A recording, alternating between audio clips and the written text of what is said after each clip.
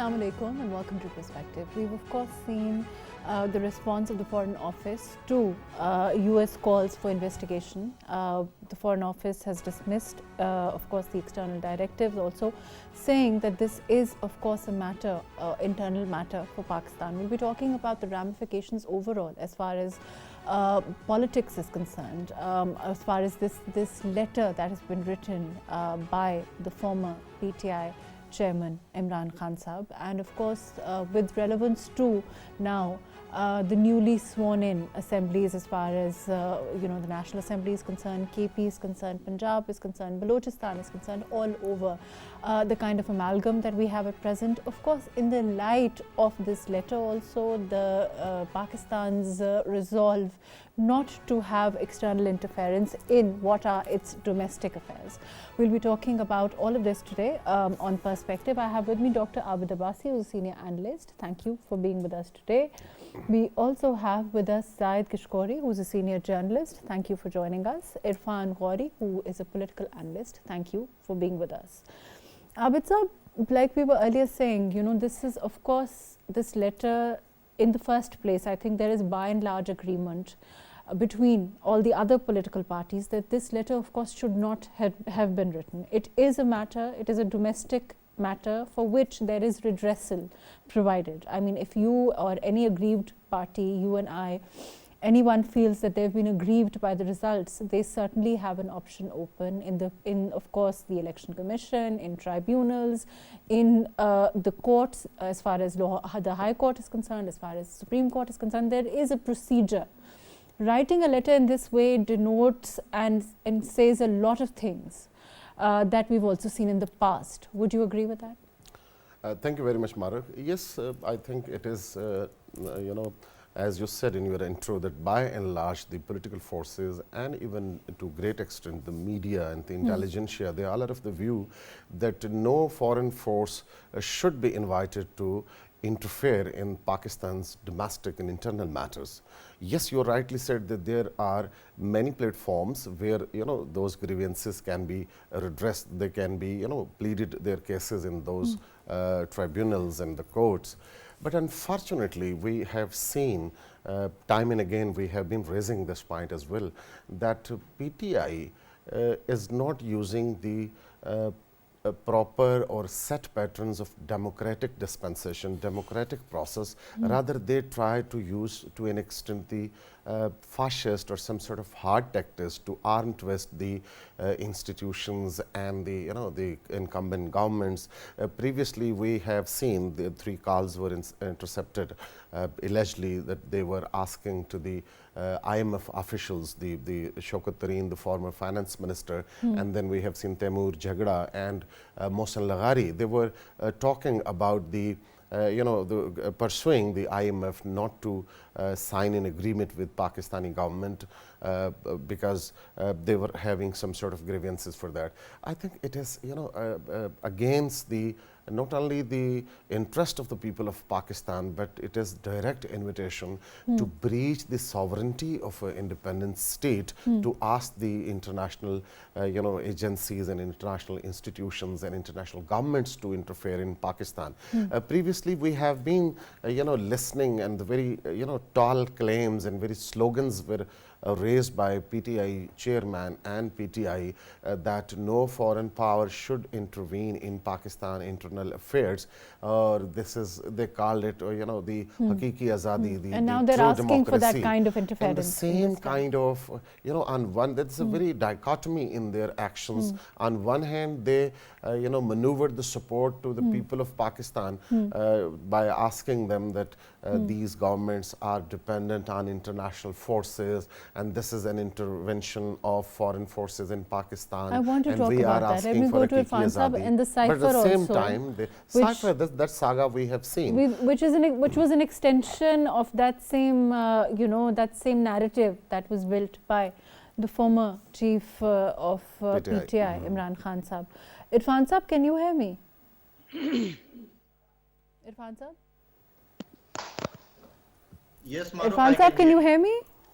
Yes, I can hear you. Irfan Sahab, there is, we saw the cipher, we saw that it was, the way cipher which was part of a narrative that was about, you know, actual hakiki azadi, or, you know, which was about the fact that perhaps Pakistan has to realize and there has to be an independence as far as Pakistan and its domestic affairs are concerned.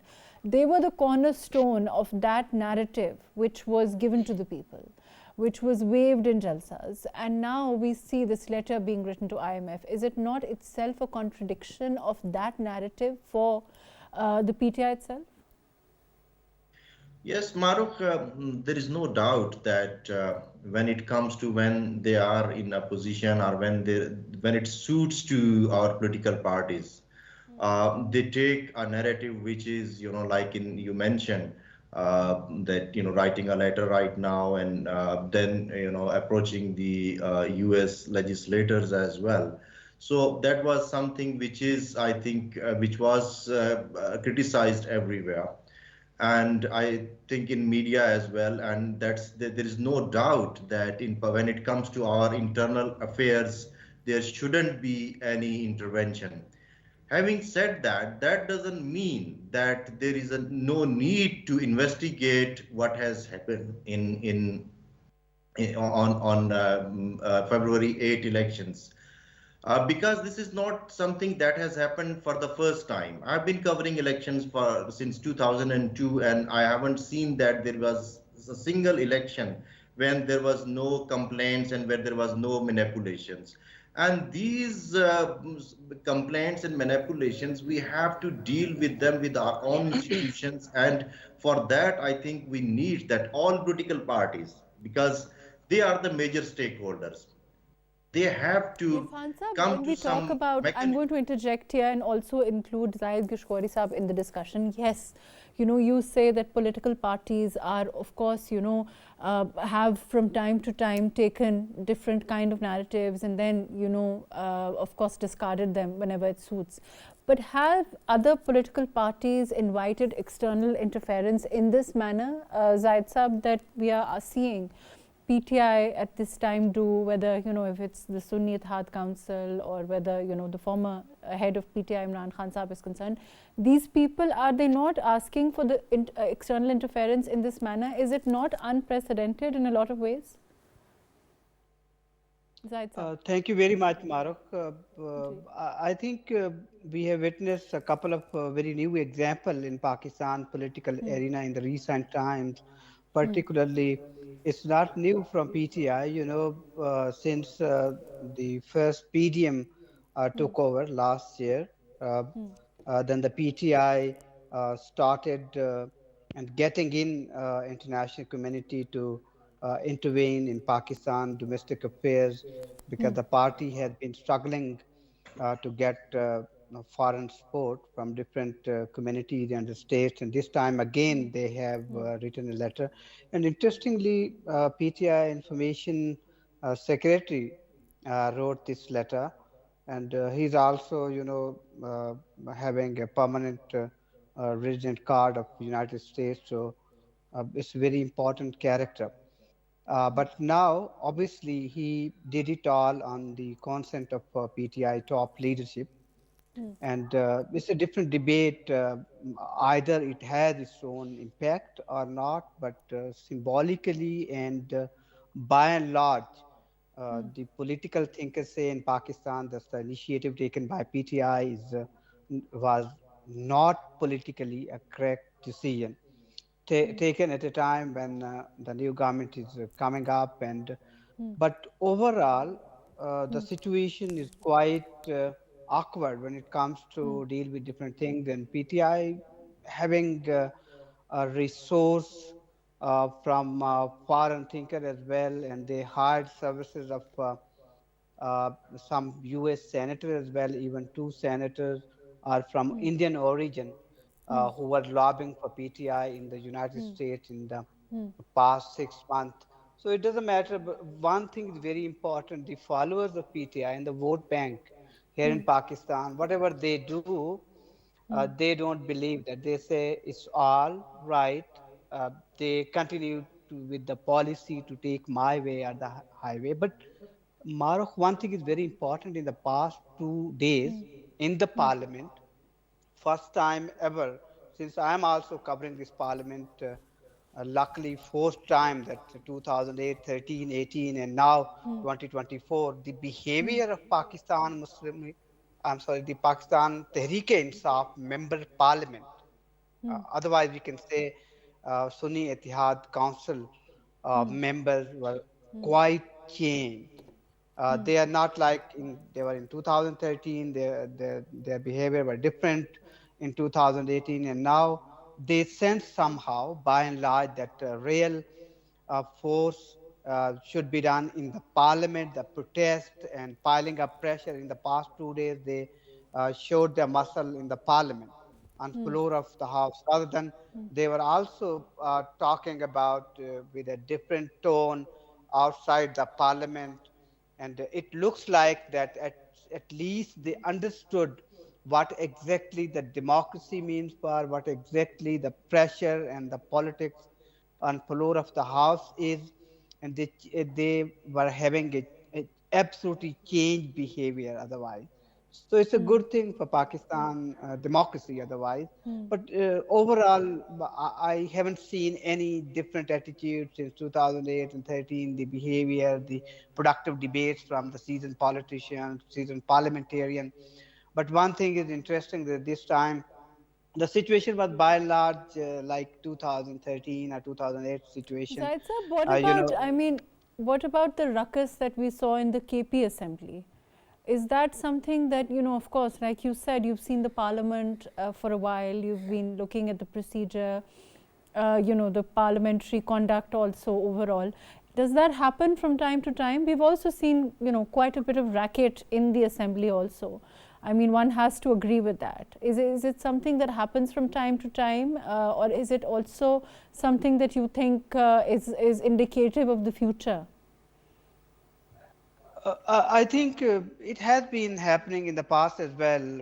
If we just go through the history of provincial assemblies, but this time the chief minister who took over is a quite different person, having different political acumen, and the fighter, real fighter, as PTI leadership thinks that he's the man who could rule the province, and with energy, and the message he has given, by the way, in his maiden speech, is quite like that very aggressive and threatening tones.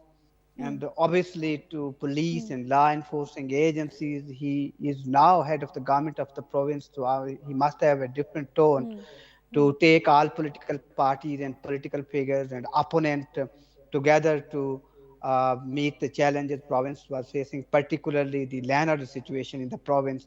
If you get a comparison from me with different other chief ministers who took over in the past 3 days, Sarfraz Bukti delivered a reasonably good speech today, being chief minister of the province. You know, he has been very close to the establishment as well, and as a political figure serving a different position, and have a aggressive and running state and province narrative for the state, basically. And to the other side, Maryam Nawaz Sharif showed mature political acumen. I think her first speech also was very interesting. In the past 1 week, she's starting doing something different, getting out some solutions out of the box.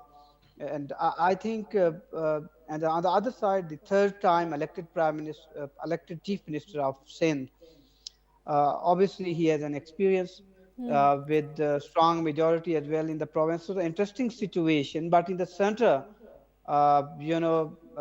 most likely, it's obvious that Shehbaz Sharif is coming second time. Uh, so the political pressure and in the coming 2 weeks, are very important. On the 9th March, Pakistan be seeing the new president as well. So interesting situation, decisive mode, and we don't know that what would happen So this government, either it would be able to complete its 5 term, is still premature to say, but it looks like the two leading political It's parties interesting that in this are faced. country, let me come back to, I'm going to go to Abid Sahab also, that once a parliament is sworn in, inevitably, there are these, we start speculating whether they would actually be able to complete their 5 years or not. Just a by the way comment, because Abid Sahab, we were also earlier talking about that same thing. But as far as, the overall atmosphere is concerned, do you expect there to be a very strong opposition? An aggressive one, because what Zaid Saab is saying is, he's saying that there seems to be a kind of a difference in the attitude of the PTI. They seem to have realized the importance of Parliament, being in Parliament, because we saw, the former chairman's directions, the party resign, both from Punjab and what happened after the vote of no confidence. So maybe there is a realization that they need to be an active force within Parliament and conduct themselves in the kind of manner that parliamentarians should, or no? We wish and we pray that it would happen, but unfortunately the recent past experience is not, evidence of such kind of actions which we are wishing about the PTI's role in the parliament. But one thing everybody should know, we must know that democracy is all about dialogues. It is about negotiations. It is about possibilities. It is not to use coercive measures to get your, objectives done. I think this lesson should learn, by PTI as well, because Parliament is a very, sort of apex forum to address the issues and to, get their grievances addressed. But unfortunately, we haven't seen in the past. But now I think there should the same brains in PTI, they should come forward. They should know that by using coercive actions, by using, the arm twisting of the institution, they couldn't get those objectives, which they wanted to achieve. The choice of CM KP and the choice of, having as the opposition leader in the National Assembly, Umar Ayub itself, shows that there are two approaches, right? Because by nature, the CM KP and the opposition leader in the National Assembly are expected to be different in their approach, no? Yes, Umar Ayub has been in many political parties, even in PMLN, or he is, in the parliament for quite some time. But he's expected to be more rational, perhaps, more, more seasoned. Yes, he has well experience, and yes, you rightly pointed out that in KP, because they have overwhelming majority in KP Assembly, and they actually want to carry on the same carrot and stick policy. In KP, the very aggressive kind of person, because we have seen in past when he was arrested or when he was in power, he was in National Assembly and he was using very, sort of harsh language against the then opposition when he was in government, or that gentleman was given the slot of CM-ship in KP, or this is a clear message that aggressive politics would be adopted in KP province, because they are overwhelming majority over there, or in National Assembly, Umar Ayub is comparatively I would say, a seasoned politicians and experienced person, or I wish, because he is having a military background as well, we expect that he would use the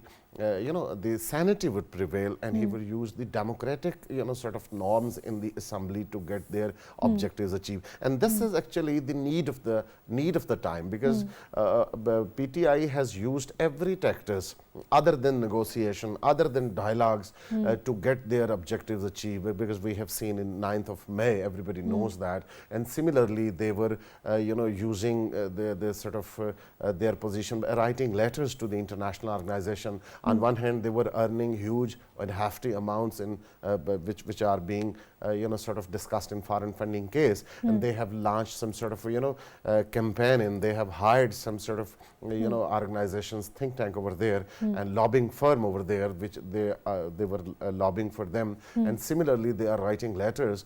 On one hand, they are inviting those international forces, but at the end of the day, they should know, because this nation has, wasted a lot of time. This nation has, suffered a lot in terms of economic situation in the country, and using coercive measures. There can be a revolution if you do not believe in democratic dispensation, if you do not believe in democratic norms. The other way is to use the revolutionary actions, the bloodshed and the using coercive actions. And for example, the letter, and I'm going to take Irfan Saab, I'll come back to Irfan Saab. There has been a reaction from the Senate as far as senators are concerned. We saw senators like Sadia Abbasi say that it is of course an intervention as far as asking for foreign intervention.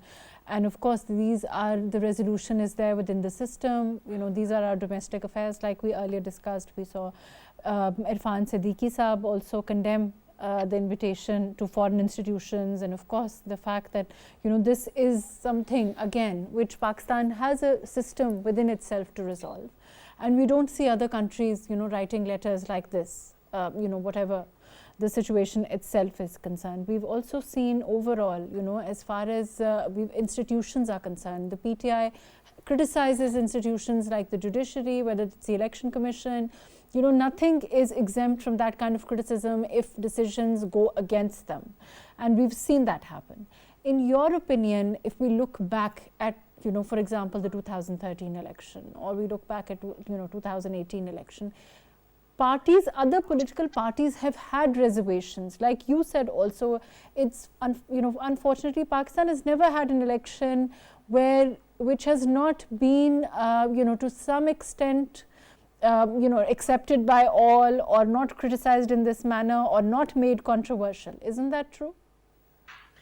Yes, Maruf, that's true, that there has never been, in our known history at least, there has never been any election where there were no objections. And there is no doubt that the writing of letter or inviting, it's not that it's PTI that is doing it for the first time. In 90s, when it was Pakistan People's Party versus PMLN, we had been seeing similar, if not the letters, similar calls from the political leaderships, and at that time the Americans had much say in our affairs. But I think the solution doesn't lie here. As I was, mentioning earlier, that the solution lies in putting our house, in order, and for that, election is just one aspect of democracy. And the political parties, they have to realize that, the other aspects as well, not only the election process, but also the other aspects, like, strengthening the parliament, having sovereignty of parliament, true sovereignty of parliament, similarly an independent judiciary and an independent press, all those elements which are, and within the political parties, the democracy within the political parties, the local body systems, these are the things that these political parties, they need to work on. That is where the solution lies. Otherwise, when we'll be coming to the next election, there would be similar allegations, and we would be, standing where we are standing today. Like, if you recall, in 2018, that is not very long ago, it's just 5 years back, we had almost the similar mechanism that was adopted, and the manipulations, pre-poll and post-poll and the polling day manipulations, they were there at that time as well. So, and at one time, one party, when we try to, my question is, when we try to club this, when we try to say that, of course, there have been issues with the elections, of course, like you said, there are other tenets of a democracy that need to be respected. All of those things are there. But as far as, we saw that alleged call, and I'm going to take Zahid Saab's opinion on this also, the call between, with earlier, PTI members who, as far as throwing the IMF program under the bus is concerned. There are things that have to be above politics for people of this country, the politicians of this country. And is it, when it's when you don't respect certain tenets of the country, nationalism, all of those things. I mean, I don't want to go there, but those things become an issue then. Isn't that true, Zahid Saab? Farooq, this is very unfortunate for Pakistan. You know, yesterday there comes a tweet from Pakistan Tehreek-e-Insaf and its founder Imran Khan, a Twitter handle that this parliament is again fake and fake mandate and having nothing. So I'm really surprised that its own member parliament, more than 82 member parliament, now the 93 even, they took the oath and they're just enjoying perks and privileges, everything. And under these elections, they also formed the government in Khyber Pakhtunkhwa, a very important province. On the one side, they're saying this. Other side, they say that they're not accepting the result of these elections. So this is political rhetoric. I don't know that PTI was saying that they won more than 180 member National Assembly seats, and the reality is quite different. Marok, if you just go through the complaints and the petition filed with the Election Commission of Pakistan, you know, it's almost a month down the line. Only 24 petitions from different 24 constituencies of National Assembly were filed by PTI. Complaints are bigger as compared to 2008 in a large number, more than 600. And in 2008, there were, I think, 399 or 410 petitions were filed in different tribunals and with the Election Commission of Pakistan. So this is the reality, and just otherwise a narrative being built by a party, and the facts are different. So every party has a right, whatever they want to do, but the narrative they are building on social media and the people sitting abroad and everyone almost who have little time or have no access to the facts, they are, and their success is only that PTI successfully built their own narrative. Doesn't matter, it's based on facts or on whatever they want to push, and they why doesn't it successfully matter? done it. I'm going to go to Abid Saab. Abid Saab, why doesn't it matter if it's based on facts or not? You think that people are not, realizing, of course, we've seen the results of the election, but regardless, as far as the cipher conspiracy is concerned, now writing a letter to the IMF, any, a sane voter or a voter that's going to look at, we're not even a supporter of PTI, is going to be looking at these facts also, the fact that a party is asking for outside help and then, claiming all these things. I mean, those are also realities, no? They are actually, it's a cult following, and they have been influenced by the PTI chief. The way he is, talking, either it is, contradiction to his previous statement. His diehard followers, they have nothing to do with the facts or with the fact checking or with the investigation or with the contradiction, but they believe in him, whatever he is saying, because they are more aggressive emotionally against the other political parties, because they have been educated for many years that it was these political parties which are now in power, now are going to be in power, they are actually the responsible for every bad in their life, because Pakistan is a weak sort of economy. We have a lot of problems. We are geographically located in the region where so many great games have been playing in the past. So Pakistan has suffered a lot. We all know that more than $120 billion loss we have meted in the war against terrorism, and there are so many other sort of issues which Pakistan has been facing. We have floods in this country. We have earthquakes.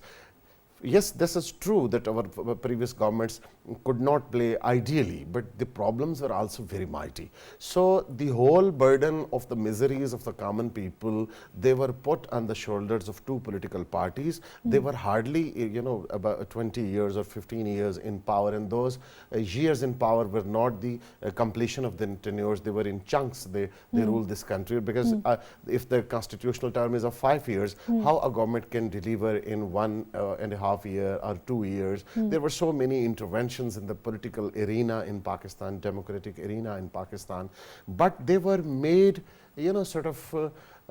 convinced that the all problems were lying in the hands of these two political parties. One thing. Secondly, the charisma of PTI chief Imran Khan. He was a cricketing hero, and the people who were, his very much supporter in his early age, they are now grown up and they do not listen anything. Secondly, Pakistan, and we Asian by and large, and to a great extent Pakistan, we people, rather in Pakistan, people getting inspired by tall claims. If somebody is making good speeches and convincing arguments and blaming the others and giving the quotations from the Islamic touch and the state of Medina and many other things, because this reality we should accept that in Pakistan we do not have the higher literacy rate, one thing, and the the educational system is not very much liable that people do think independently or scientifically. So whenever a package is given to them in terms of psychological conviction, they do accept that. For that reason, we've seen so many peers and fakirs and many people who are inspiring the people. Are they not exposing? Zaid Saab, is this not exposing, and before I go to Irfan Saab, Zaid Saab, is this not exposing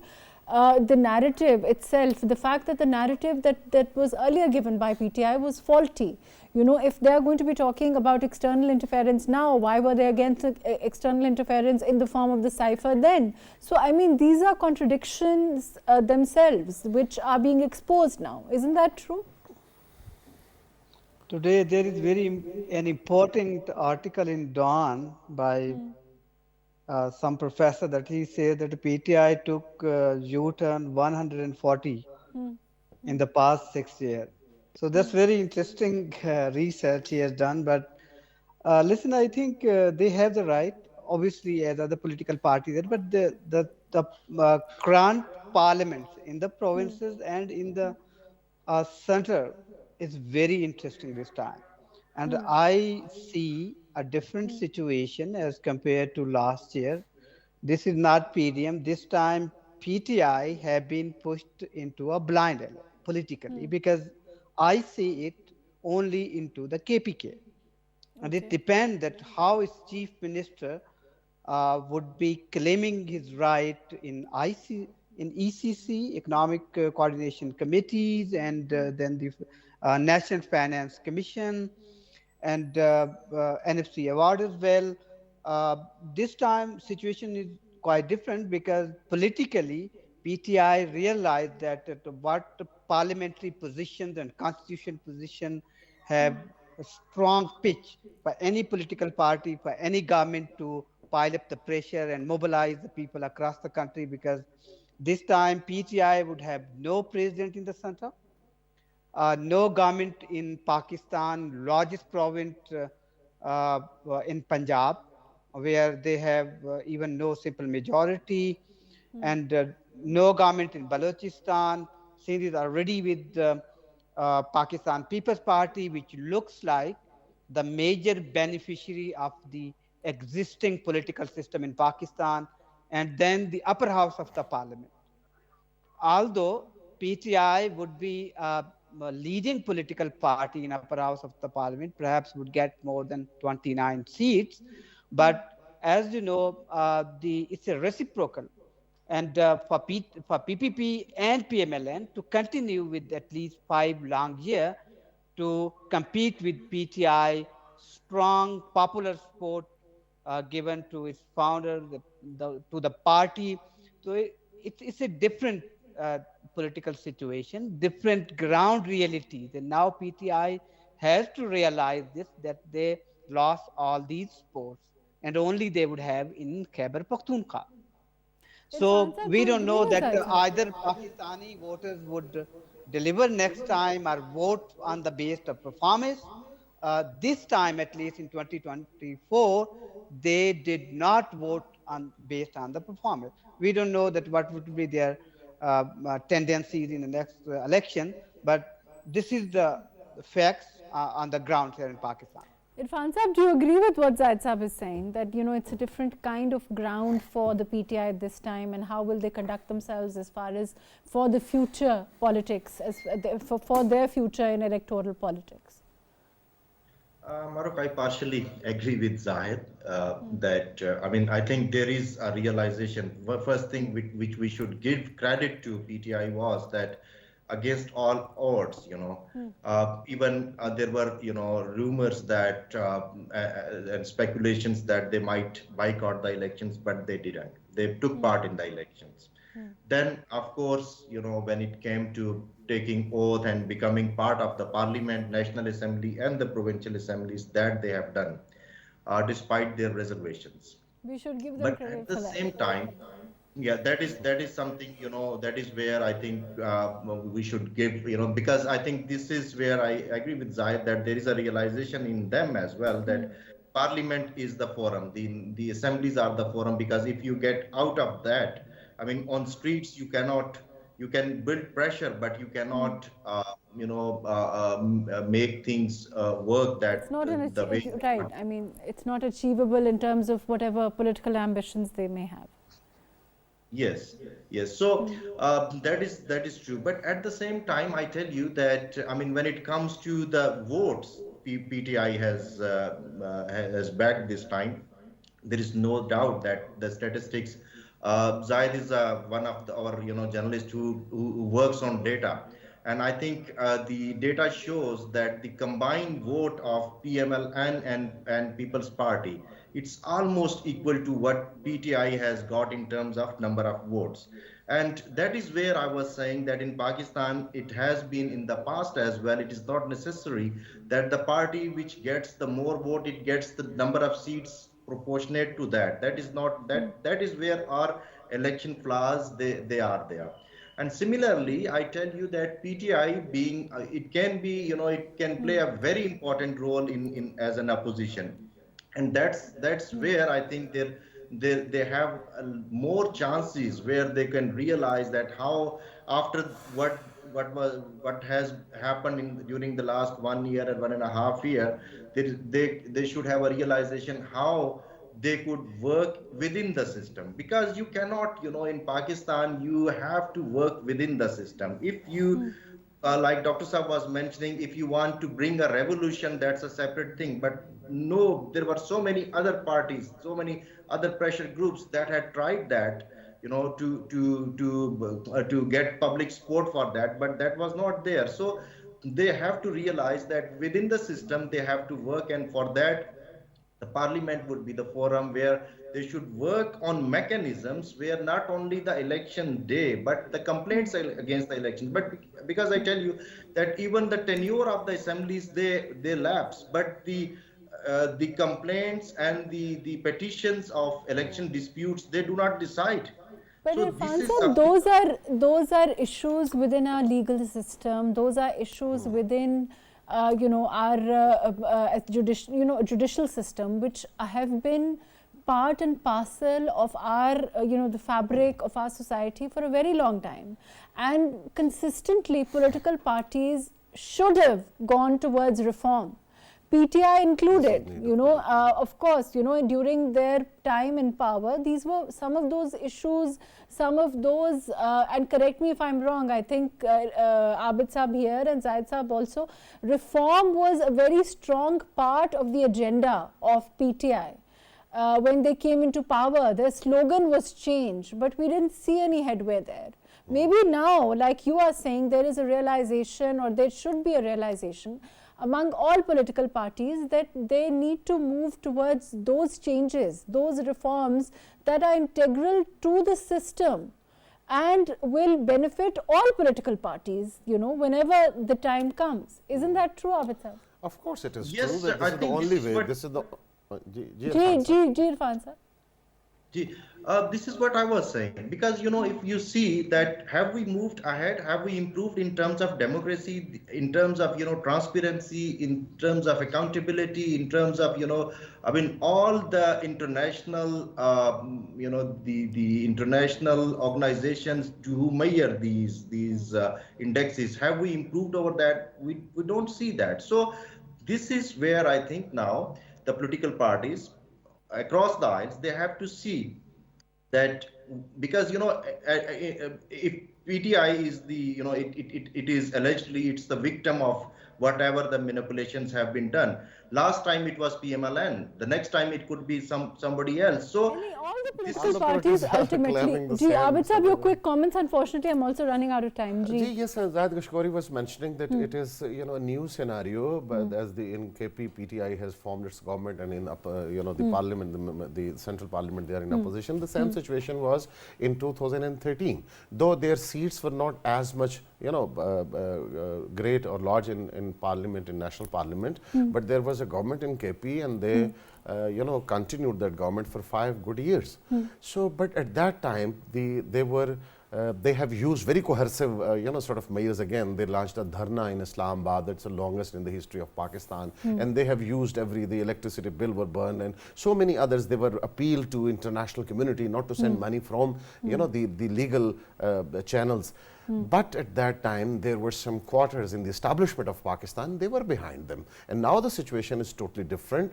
They perhaps they are not having that much backing from the institution. So it would be a play game on their own, but their own shoulders. They have to and take how the they burden conduct of themselves. Of course, their political, and they rightly said, Gauri Sahab has very categorically said, you have also mentioned that this is the only way that you sit together in the parliament. That is not a debating club, but that is actually the constitutional legislation making institution.